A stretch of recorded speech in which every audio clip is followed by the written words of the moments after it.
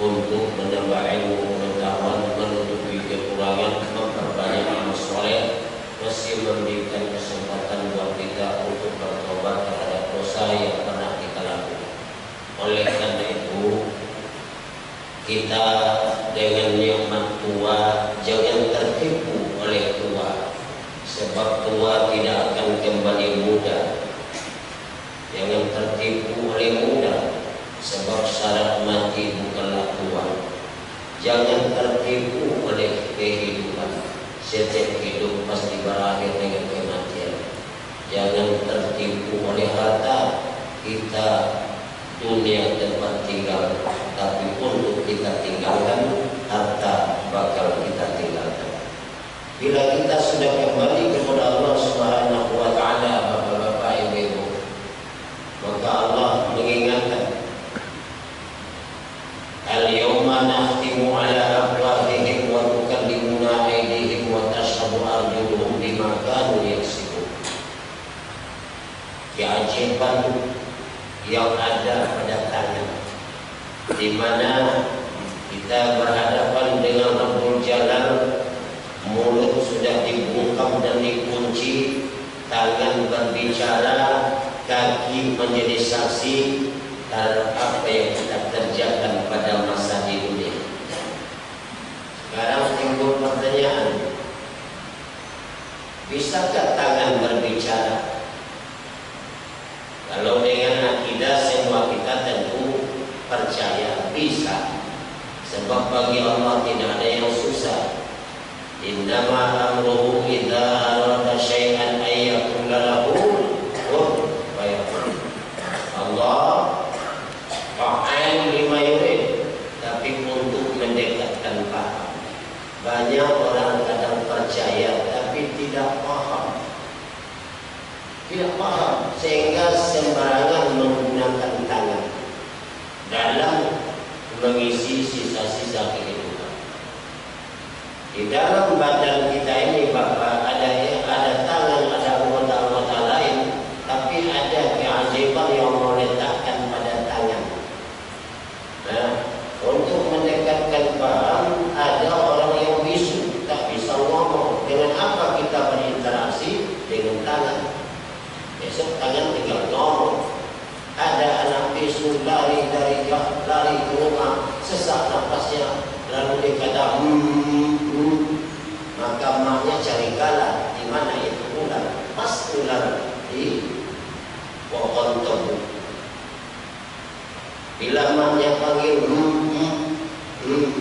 maknya apa? Mari makan. Kata anak, dia ada kenyang, selesai masak. Besok tinggal ngomong. Pas susah ya. Yang pertama. Yang kedua, bila ada rumah kita dimasuki maling, lapor ke polisi, polisi memeriksa sidik jari. Kalau ternyata sidik jari saya tidak bisa membohongi apa yang saya lakukan. Satu ibu jari saja sudah bisa membuktikan perilaku kita. Satu sidik jari. Subhanallah. 7 miliar penduduk dunia, maka sama muka pada anak yang kembar, DNA sama, muka sama, bisa susah membedakan. Yang ibu jari tetap beda. Subhanallah. Subhanallah, tetap beda. Karena itu surat-surat yang mahal, yang berharga mesti sidik jari. Kenapa? Tanda tangan bisa dimanipulasi. Sidik jari, subhanallah. Besok tinggal ngomong. Karena itu hati-hati menggunakan tangan. Dalam Al-Quran surah Al-Anfal, Allah katakan, "Dzalika bima qaddamat aydikum wa anna Allaha laisa bizallamin lil 'abid." Ini karena kamu diazab dengan azab yang hina, diazab dengan azab yang mengerikan, karena ulah kerja-kerja tangan-tangan kamu di dunia. Dan Allah katanya, "Wa anna Allaha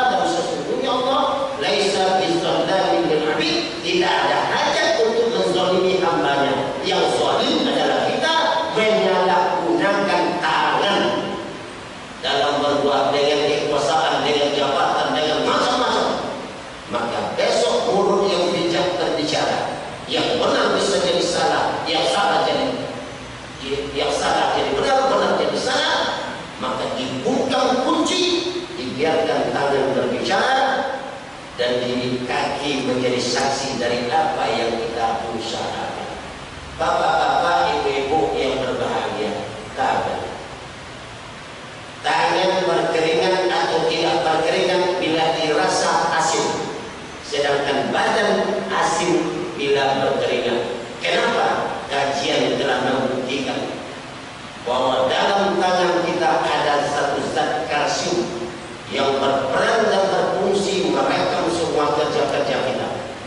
Karena itu tidak mustahil tangan pasti berbicara. Zat kalsium. Coba ambil mulai dua mangkuk, yang satu kacau dengan siku, yang satu kacau dengan tangan. Mana yang cepat basi? Yang disentuh oleh tangan. Maka hati-hati dengan tangan. Gunakan tangan sebaik-baiknya. Tidak ada satu pekerjaan yang tidak disertai oleh tangan. Al-yawma nakhtimu ala afwahihim wa tukallimuna aydihim wa tashhadu arjuluhum bima kanu yaksibun. Yasin ayat 65. Hari ini kata Allah, kami kunci bungkam mulut-mulut mereka, kami biarkan tangan-tangan mereka berbicara dari apa yang mereka usahakan. Mudah-mudahan kita dapat menjaga tangan kita dari melakukan sesuatu yang Allah tidak redha. Mudah-mudahan kita bisa mengalahkan tangan kita dari melakukan sesuatu yang Allah redha, karena dunia tempat tinggal dan akan kita tinggalkan. Sedangkan kita hidup di dunia bukan untuk dunia tapi untuk akhirat. Maka selamatkanlah diri kita dan keluarga kita dunia dan akhirat. Mudah-mudahan bermanfaat untuk saya dan kita semua. Semoga Allah memberikan taufik dan hidayah kepada kita untuk senantiasa mentaatinya. Amin. Ya Rabbal Alamin. Subhanallahumma wa bihamdika asyhadu an la ilaha illa anta astaghfiruka wa atubu ilaik. Assalamualaikum warahmatullahi wabarakatuh.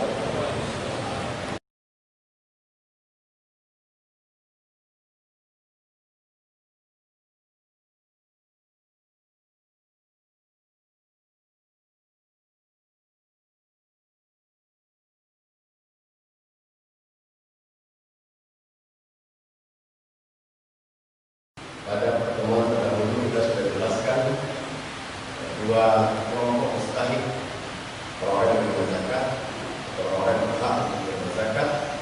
Pertama, para fuqara, jamaah yang fakir, yaitu orang-orang yang mereka tidak memiliki pekerjaan, lalu mereka juga tidak bisa menghidupi diri mereka dalam 4 kebutuhan pokok. Yang kedua, miskin atau masakin dalam, yaitu kelompok yang masih bekerja tapi hasil pekerjaannya itu belum mampu untuk memenuhi 4 hal yang mesti mereka penuhi. Yang ketiga adalah yaitu amil.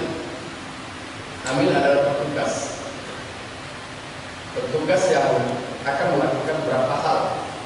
Pertama, menerima zakat atau menghimpun dana zakat. Yang kedua, memberikan dana zakat itu kepada yang berhak menerima. Yang ketiga, mengelola keuangan atau administrasi zakat itu.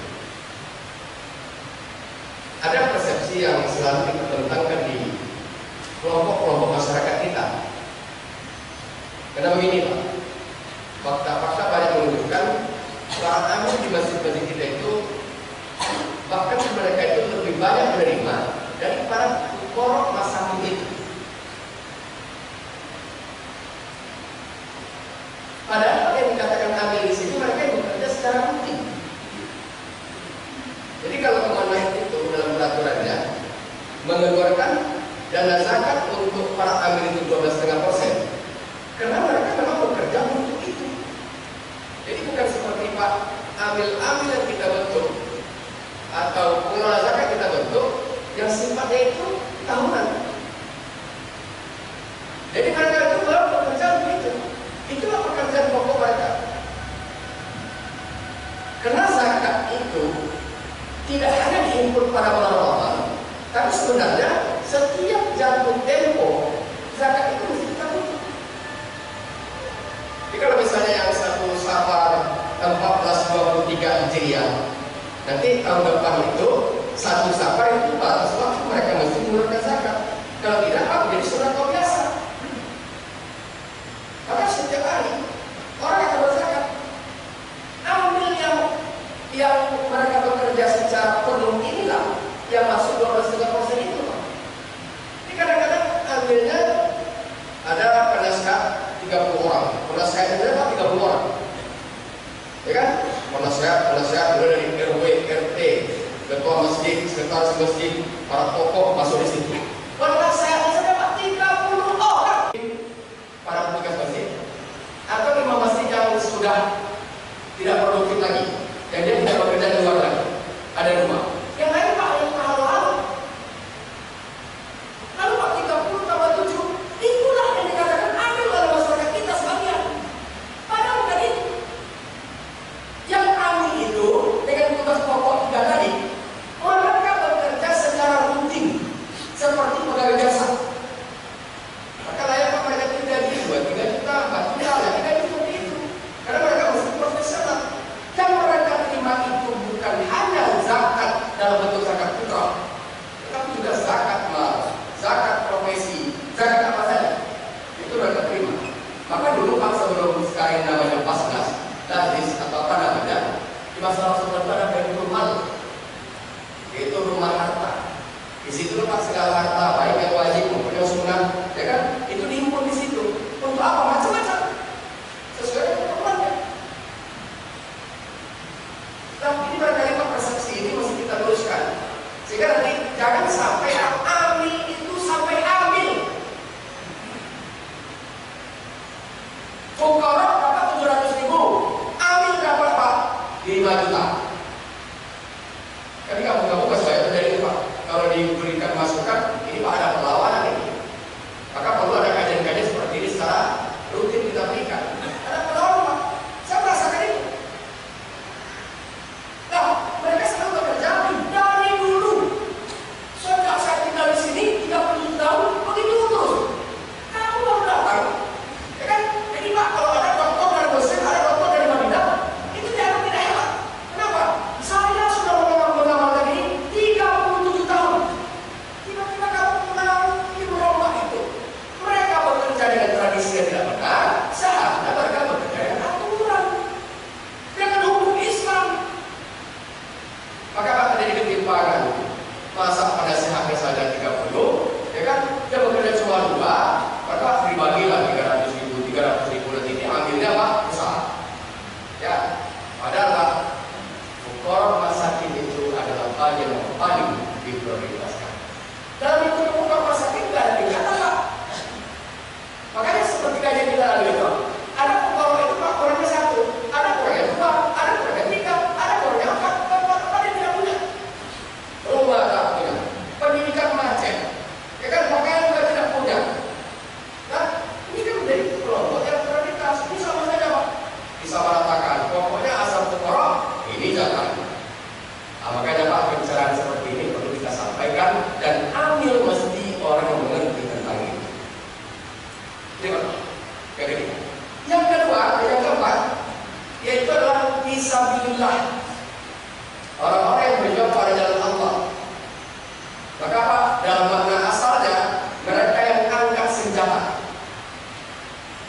Ya, maksudnya itu Pak, mereka yang angkat senjata. Kita diperangi oleh musuh-musuh Islam, mereka angkat senjata, maka mereka lah makna awal dari fisabilillah itu. Mereka berhak mendapatkan zakat itu. Karena mereka sudah mengorbankan waktunya, mereka akan mengorbankan nyawanya, mereka akan mengorbankan segala-galanya. Mereka berhak mendapatkan itu.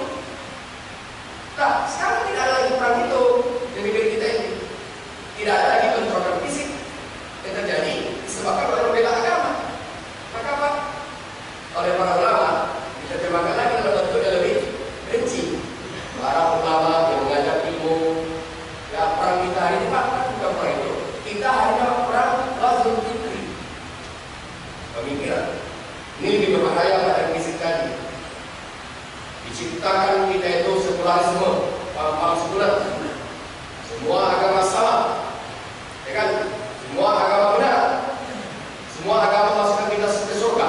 Ada pepatah mengatakan tidak satu dalam Eropa. Itu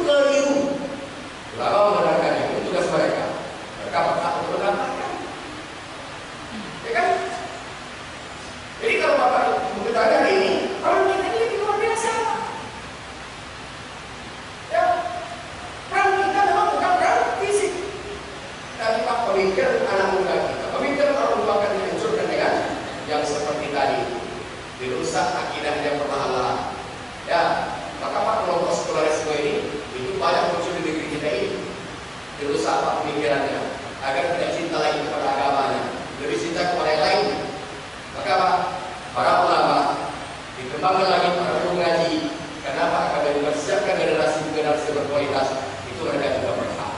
Ya, ini pengembangan dari makna ini. Nah, oleh karena itu Bapak yang terhormat, mari kita salurkan zakat kita.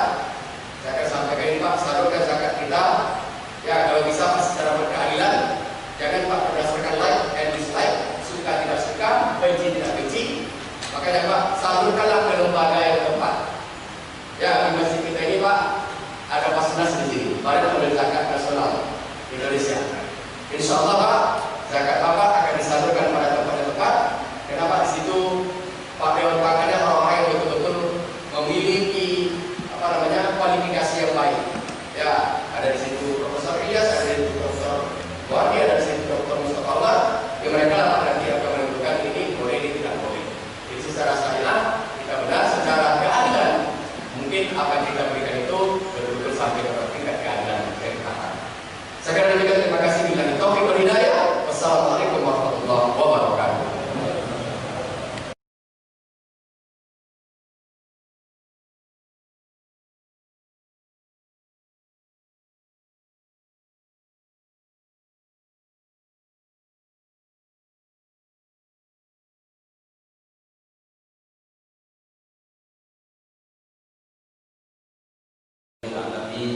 Dapat kita hadir ke rumah Allah ini insya Allah untuk mendirikan salat syukur berjamaah.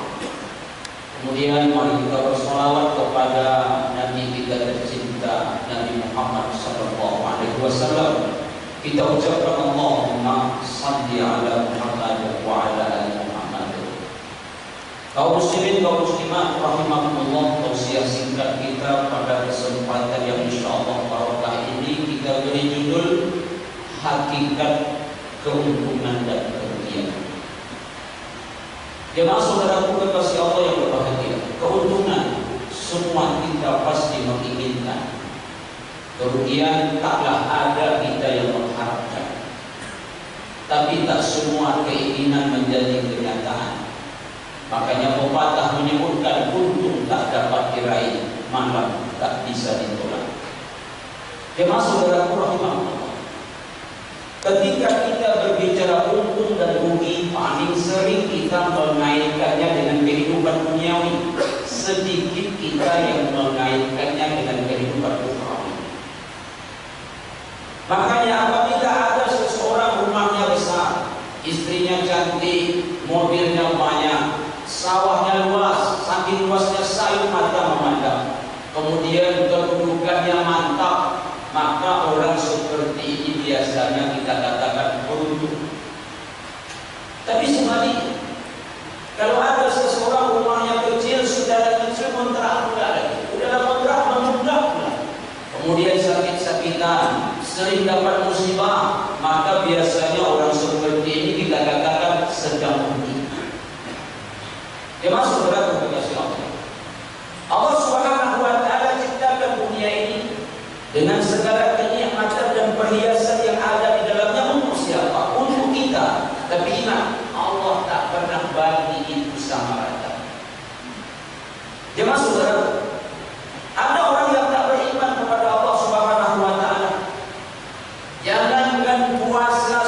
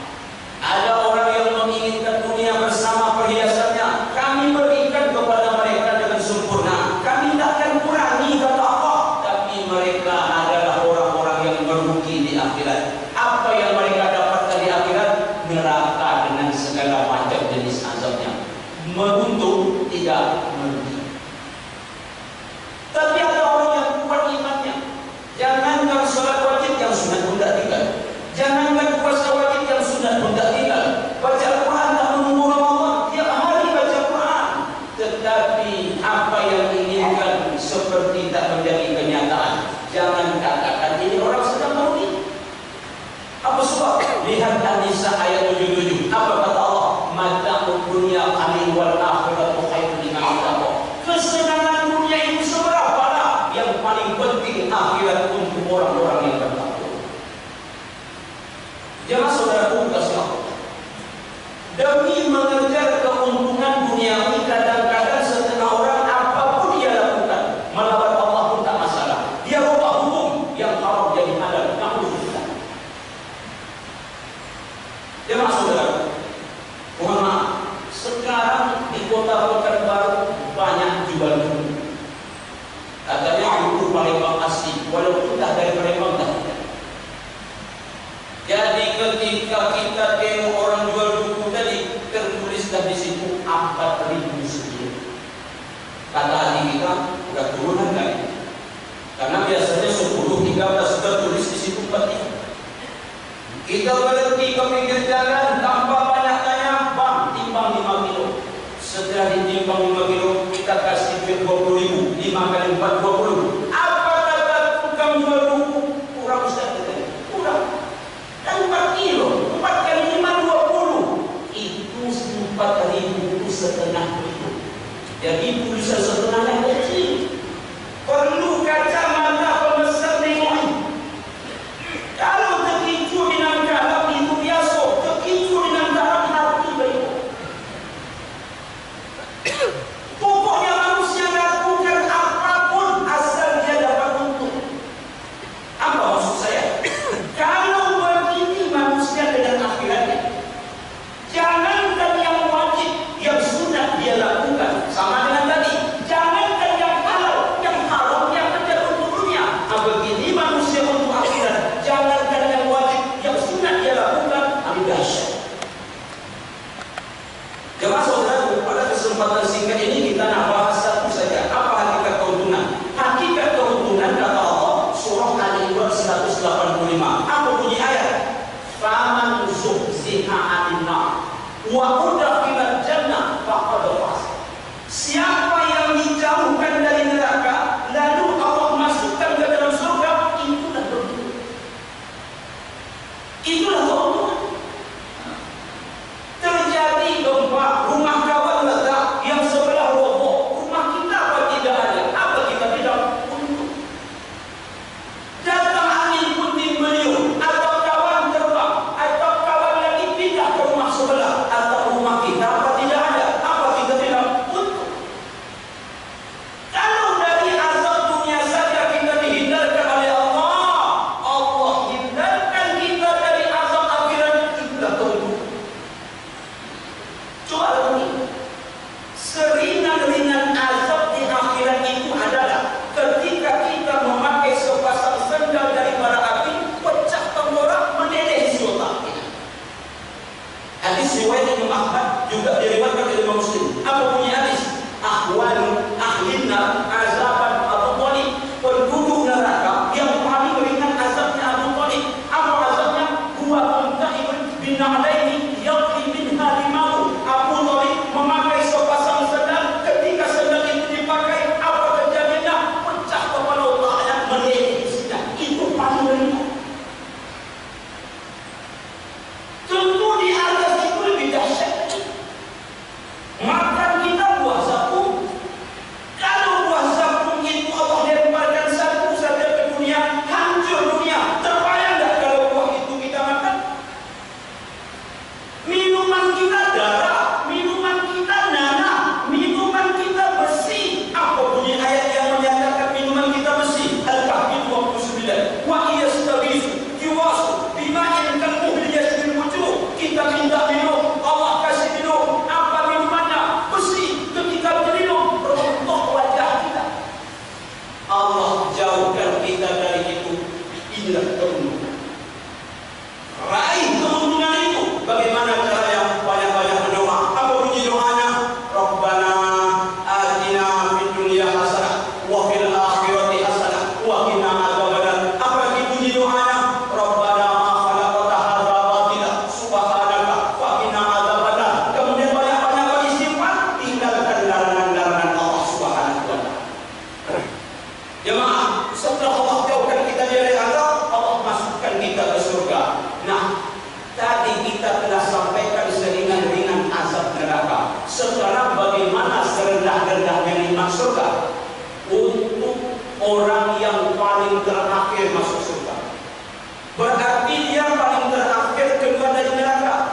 untuk dia surga 10 kali lipat lebih hebat daripada dunia beserta isi. Apa kata Allah? Wahai hambaku masuk ke surga. Apa kata orang yang terakhir masuk tadi? Sudah penuh ya Allah. Tahu dia terakhir masuk ada bilang surga dah penuh. Allah ulang lagi, wahai hambaku masuklah ke dalam surga. Apa katanya? Udah. Siapa doanya macam ini? Berarti terakhir keluar, terakhir masuk. Kalau minta surga jangan tanggung-tanggung, minta yang paling tinggi. Apa bunyi doanya? Allahumma inni as'aluka imanan la yartah wa na'iman la yanfah wa murafaqatan Muhammad fi jannatil a'la. Ya Allah, aku minta kepadamu iman yang kokoh, iman yang tak pernah henti-hentinya. Aku minta kepadamu bersama Nabi Muhammad di dalam surga. Jemaah saudaraku, itu nikmat surga paling rendah dan yang paling tinggi melihat wajah Allah Subhanahu wa taala.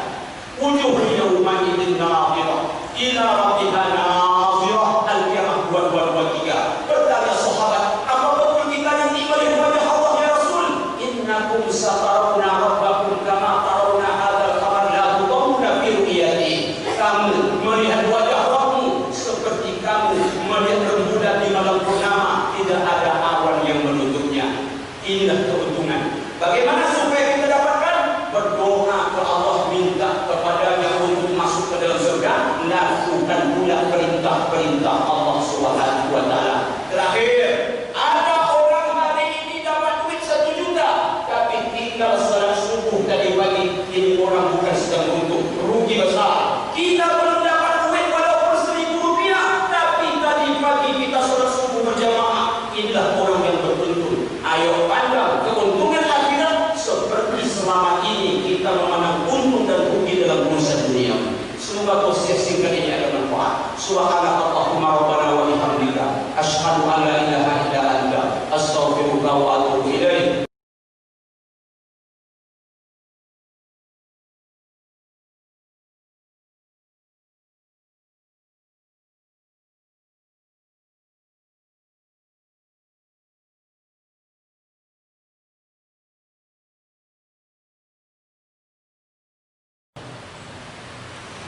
Alhamdulillah wa kafa wassalatu wassalamu ala Muhammadin Mustafa wa ala alihi wa sahbihi ahli wafa wa tuqa. Rabbi shrah li sadri wa yassir li amri wahlul 'uqdatam min lisani yafqahu qawli. Qala Allah subhanahu wa ta'ala fi kitabihil karim, a'udzu billahi minasyaitonir rajim. Bismillahirrahmanirrahim. In ahsantum ahsantum li anfusikum wa in asatum falaha. Sadaqallahul adzim. Kaum muslimin dan muslimat jemaah sekalian yang dimuliakan Allah. Insyaallah kajian kita pada surat kali ini adalah ada 5 kesadaran yang harus kita camkan dalam kehidupan seorang muslim. Siapa yang sadar dengan 5 hal ini, dia akan menjadi muslim mukmin, muslim yang taat kepada Allah Subhanahu wa taala. Kalau dia menjadi muslim yang taat, pasti Allah Subhanahu wa taala merahmatinya. Sebagaimana Al-Qur'an surat 3 dikatakan, wa Allah wa rasulah la'allakum turhamun. Taatlah kepada Allah, taatlah kepada Rasul, mudah-mudahan kamu dirahmati. Insyaallah kalau dia meninggal dunia panggilannya almarhum asli, tidak kawin asli. Jadi banyak yang almarhumnya kawin. Nah, ini yang asli. Mana yang 5 macam? Pertama, kita harus sadari bahwa kita lahir di dunia ini bukan sendiri saja, bukan silsilah seperti itu. Bahwa manusia lahir di dunia sebagai makhluk Allah, Allah sebagai Khalik. Artinya apa? Manusia lahir di dunia punya proses, tapi ada yang membuat proses. Maka Allah Subhanahu wa taala dalam pengertian dalam Islam mengadakan sesuatu pertama punya proses dan kedua tanpa proses. Menciptakan langit dan bumi, ya seperti ayam sumastawa alal arsy. Hari yang ketujuh dia bersama di aras. Jadi 6 hari menciptakan langit dan bumi. proses. Manusia punya proses. Dari hubungan suami istri sampai 120 hari baru bikin tembok, punya proses. Ada yang tak pakai proses. Bagi orang Musa lagi, apa? Ketika Bani Israel, umat Nabi Musa dilarang memancing, dilarang mencari ikan pada hari Sabtu, tapi ternyata mereka tinggalkan ibadah pada cari ikan. Maka Allah katakan, qiradatan khasi'in, jadilah kalian semua monyet-monyet yang merugi. Itu idza arada an yakun lahu kun fayakun. Kelahiran manusia di dunia ini adalah itu atas kehendak Allah. Tidak ada permintaan kita menjadi orang Jawa, menjadi orang Minang, menjadi orang Riau. Tidak ada permintaan kita terjadi saja. Tapi ingat, kita lahir ke dunia bukan lahir begitu saja. Tapi ada yang melahirkan kita. Allah akhrajakum butuna ummahatikum la ta'lamuna syai'an. Allah yang melahirkan kita. Kalau begitu apa? Ada hubungan kita dengan Allah. Itu harus disadari. Jadi kita lihat sekarang seakan-akan orang lahir tak ada yang melahirkan, lahir sendiri saja. Seakan-akan dia tercipta sebenarnya tak jawabnya. Ini yang pertama. Jadi ada 5 M. Yang pertama adalah makhluk Allah. Sadari bahwa kita ada makhluk Allah Subhanahu wa taala. Yang kedua, M yang kedua, kita harus menyadari bahwa kita makhluk mukarram. Manusia adalah makhluk yang termulia. Dengan apa mulianya manusia? Dengan 3 hal kemarin. Dengan akal, an-nafsu, jiwa, al-qalbu, hati.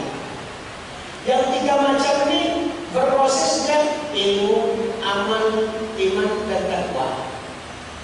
Inna akramakum indallahi atqakum. Orang bertakwa adalah orang yang mulia. Manusia adalah makhluk yang mulia. Dengan apa? Dengan menggunakan akalnya.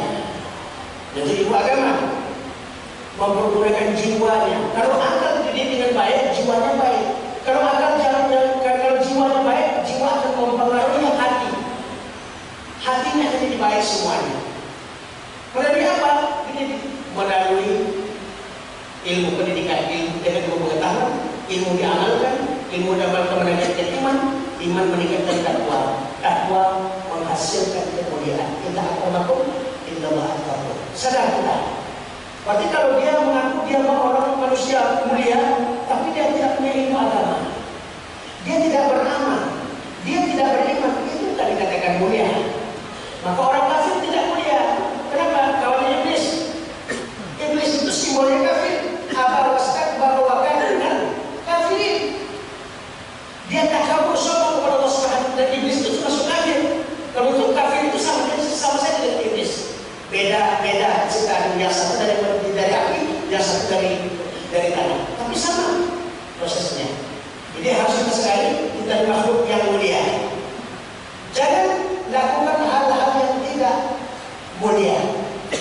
Mana yang tidak mulia? Perilaku binatang, perilaku iblis, dan perilaku sifat-sifat syaitan. Menipu, berbohong, nimbulin orang, ya, dengki, cemburu, yang tak pakai alasan, tomak rakus, mengambil harta orang seenaknya saja, itu sebagai binatang. Harus kita sadari. Yang ketiga adalah mukallafun. Kita harus sadar bahwa kita adalah makhluk yang Allah beri tugas. 2 tugas utama. Ibadatun wa hidafatun. Tugas pertama tugas ibadah. Wa ma khalaqtul jinna wal insa illa liya'budun. Tidak menciptakan jin manusia melakukan ibadah kepada Allah. Tugas ibadah. Mana yang ibadah Allah? Salat, puasa, zakat, haji. Itu kewajiban Allah Subhanahu wa taala. Yang kedua adalah khilafah. Khilafah artinya kepemimpinan dalam Islam. Meskipun kita tidak negara Islam, kalau bukan kita mayoritas Muslim, pemimpin kita harus Muslim. Di Kalimantan orang Muslim dipimpin oleh non-Muslim. Di Jakarta pernah orang Muslim dipimpin oleh Muslim. Kenapa? Itu menandakan masyarakat yang tak sadar. Muslim, pemimpinnya kafir. Ada kewajiban. Kenapa?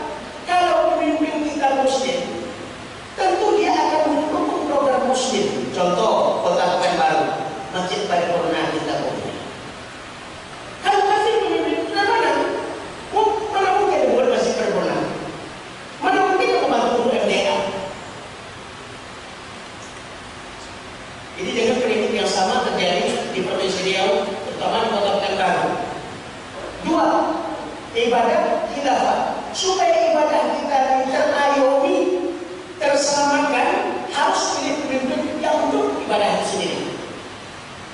Itu namanya khilafah. Bukan khilafah itu artinya bukan negara Islam, negara Islam, bukan itu. Tapi syariat Islam itu bisa ada. Aceh juga bukan negara Islam, tapi syariat Islam beda. Nah, di dua. Jadi pertama, kita makhluk Allah sedari. Yang kedua, kita sedari kita makhluk yang mulia. Jangan seperti hewan, jangan seperti syaitan iblis. Yang ketiga, kita adalah makhluk yang Allah berikan tanggung jawab ibadah. Pertama, yang kedua khilafah kepemimpinan harus dari orang muslim. Yang keempat adalah mukhayyarun. Kita sadari bahwa kita ada punya pilihan. Dua saja pilihan. Wa hadainahu sabil imma syakiran wa imma kafura. Diberikan kepada kamu dua jalan kata Allah Subhanahu wa taala. Pilih antara dua jalan ini. Jalan orang yang bersyukur dan jalan orang yang kufur. Ilmu, amal, iman dan takwa yang melahirkan syukur kepada Allah Subhanahu wa taala, atau jahil mengikuti hawa nafsu, munafik, kafir, musyrik, neraka. Pilih. Kata Allah, wahadainahu najdain. Kami tunjukkan kepada kaum najdain dua jalan. Dan beda wahdainahu sabil, dua jalan juga. Jalan kebaikan dan jalan keburukan. Itu harus kita pilih. Yang keempat. Nah, yang kelima adalah majaziyun. Pilihan kita punya konsekuensi. Nah, pilihan kita punya konsekuensi. Konsekuensinya balasan. Kalau dia melakukan baik, baiklah pilihannya, balasannya. Kalau dia melakukan kejahatan, kejahatan pula balasannya. Kata Allah Subhanahu wa taala, "Wa ma jazaa'ul ihsan illa al-ihsan." Tidak ada balasan kebaikan kecuali yang baik juga. Tidak ada balasan keburukan kecuali yang buruk juga. In asantum bi anfusikum wa in asantum fala. Kalau kamu berbuat baik, kebaikan akan kembali kepada dirimu. Kalau kamu berbuat jahat, berbuat dosa, jahat dan dosa akan kembali kepada dirimu. Inilah yang harus kita sadari dalam kehidupan. Yaitu kaum muslimin dan muslimin yang Allah Subhanahu wa taala, ada 5 yang harus kita sadari. Yang pertama, sadarilah kita makhluk ciptaan Allah yang punya tanggung jawab kepada Allah. Yang kedua, sadari kita makhluk manusia adalah makhluk yang mulia di sisi Allah Subhanahu wa taala. Yang ketiga, kita makhluk yang Allah berikan tanggung jawab, tugas, ibadah dan khilafah, memilih kepemimpinan yang Islam. Yang kelima, mukhayyarun. Yang keempat, mukhayyarun, kita adalah makhluk yang ditentukan dua pilihan. Bersyukur atau kufur. Dua pilihan ini menentukan balasan, surga atau neraka. Kalau sadar kita mau masuk surga atau masuk neraka, tentukan pilihan sekarang. Dan sadar sekarang, bukan besok, sekarang sadarnya. Kan kita Musa itu sebagai taubat adalah taubat anak muda, dan kita atar ibu dan kami kepada orang yang taubat seakan-akan dia tidak punya dosa. Bila dapat sampai kepada kesempatan ini, kaum muslimin Allah Subhanahu wa taala. Kemudian kami ingatkan juga, karena kami juga salah satu ketua Basnas Kota Pekanbaru, kalau ada di antara bapak-bapak, ibu yang belum mengeluarkan zakat lupa, kami ingatkan kembali di sini kita menerima zakat profesi, zakat harta, zakat apapun namanya, atau infak atau sedekah. Berikanlah semangat bapak-bapak ibu untuk kepentingan umat Islam yang belum kehidupannya. Subhanallah wa bihamdihi asyhadu an la ilaha illa anta astaghfiruka wa atubu ilaik. Wassalamualaikum.